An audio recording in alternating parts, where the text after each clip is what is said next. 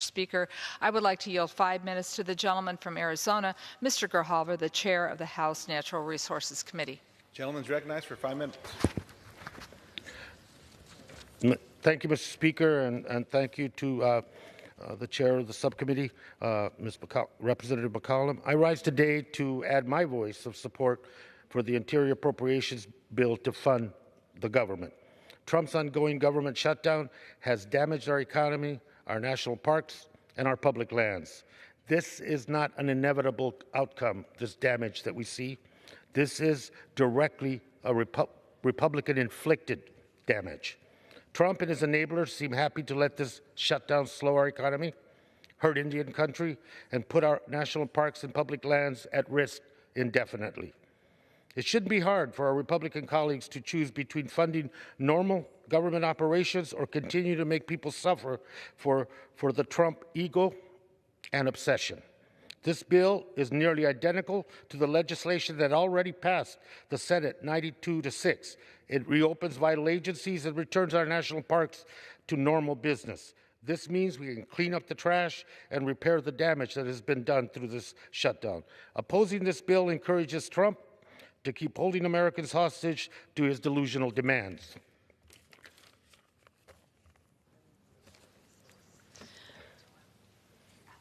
Would the gentleman yield for a question?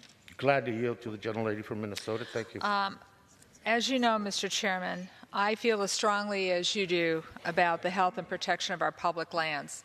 In your view, as chairman of the committee that oversees the Interior Department, is the administration protecting the quality of our public lands during the shutdown? I yield back. Thank you. Thank you, Madam Chair. The administration has not done enough to protect public safety or the quality of our public lands during this shutdown. New roads have been bulldozed through protected land in Joshua Tree National Park because staff was not there to prevent it. Hikers had been injured and had to rely on volunteers to carry them to safety. We all heard about the trash piling up at precious sites across this country. Every day we see more damage to our public lands. And that involves also the vandalism and the looting on protected areas, cultural resources, and historic resources in our public lands and parks. I haven't seen any serious willingness from the administration to end this shutdown and get back to normal operations. Ironically, the permitting for gas, oil, mining continues unabated at the expense of the public, taxpayers, and employees, and of course our public lands and parks. Though the permitting process for in the refuge and in other parts in New Mexico and Oklahoma continues unabated. That is one part of this shutdown that was not affected at all. Would the gentleman yield once more? Absolutely. I agree with my colleague that this administration, when it comes to our public lands, is making matters worse, not better, by choosing to keep some parks open during the Trump shutdown.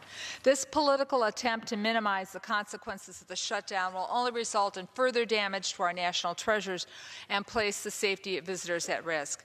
Using funds from fee collection to provide operations to support the parks hurts the parks in two ways. This small funding stream cannot replace the $2.5 billion that we provide for park operations each year that ensures the safety of visitors, maintains clean and orderly park operations, and safeguards parks' assets.